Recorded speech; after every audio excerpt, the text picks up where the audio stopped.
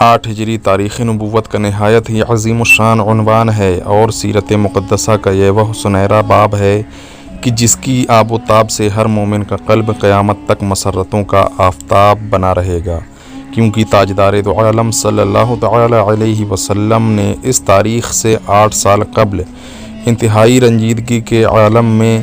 اپنے یار غار کو ساتھ لے کر رات کی تاریکی میں مکے سے ہجرت فرما کر اپنے وطن عزیز کو خیر باد کہہ دیا تھا،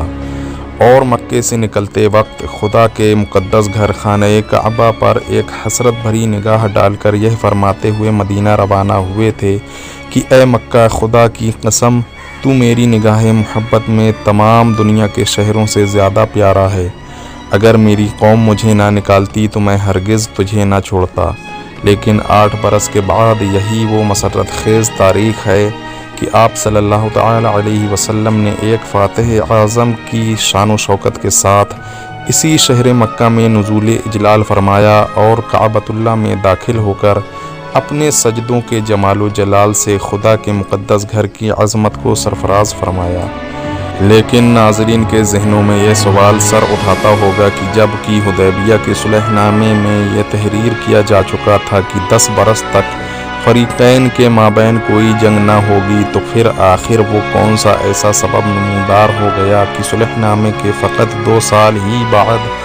تاجدار دو عالم صلی اللہ تعالی علیہ وسلم کو اہل مکہ کے سامنے ہتھیار اٹھانے کی ضرورت پیش آئی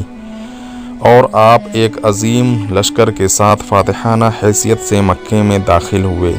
تو اس سوال کا جواب یہ ہے کہ اس کا سبب کفار مکہ کی عہد شکنی اور حدیبیہ کے صلح نامے سے غداری ہے۔ حدیبیہ کے صلح نامے میں ایک شرط یہ بھی تھی کہ قبائل عرب میں سے جو قبیلہ قریش کے ساتھ معاہدہ کرنا چاہے وہ قریش کے ساتھ معاہدہ کرے، اور جو حضرت محمد صلی اللہ تعالی علیہ وسلم سے معاہدہ کرنا چاہے وہ حضرت محمد صلی اللہ تعالی علیہ وسلم سے معاہدہ کرے۔ چنانچہ اسی بنا پر قبیلہ بنی بکر نے قریش کے باہمی امداد کا معاہدہ کر لیا، اور قبیلہ بنی خوازہ نے رسول اللہ صلی اللہ تعالی علیہ وسلم سے امداد باہمی کا معاہدہ کر لیا۔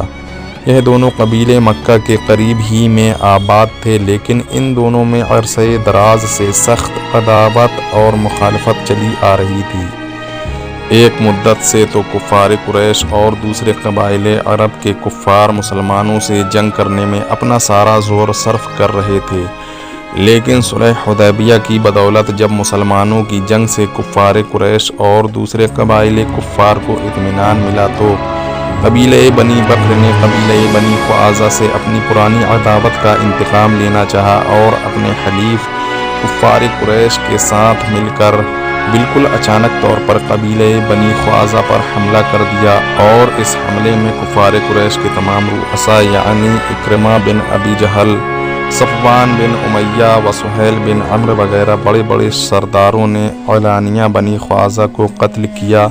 بیچارے بنی خوازہ اس خوفناک ظالمانہ حملے کی تاب نہ لا سکے اور اپنی جان بچانے کے لیے حرم کعبہ میں پناہ لینے کے لیے بھاگے۔ بنی بکر کے عوام نے تو حرم میں تلوار چلانے سے ہاتھ روک لیا اور حرم الہی کا احترام کیا، لیکن بنی بکر کا سردار نوفل اس قدر جوش انتقام میں آپے سے باہر ہو چکا تھا کہ وہ حرم میں بھی بنی خوازہ کو نہایت بے دردی کے ساتھ قتل کرتا رہا اور چلا چلا کر اپنی قوم کو للکارتا رہا کہ پھر یہ موقع کبھی ہاتھ نہیں آ سکتا۔ چنانچہ ان درندہ صفت خونخوار انسانوں نے حرم الہی کے احترام کو بھی خاک میں ملا دیا اور حرم کعبہ کی حدود میں نہایت ہی ظالمانہ طور پر بنی خوازہ کا خون بہایا، اور کفار قریش نے بھی اس قتل و غارت اور کشت و خون میں خوب حصہ لیا۔ ظاہر ہے کہ قریش نے اپنی اس حرکت سے حدیبیہ کے معاہدے کو عملی طور پر توڑ ڈالا، کیونکہ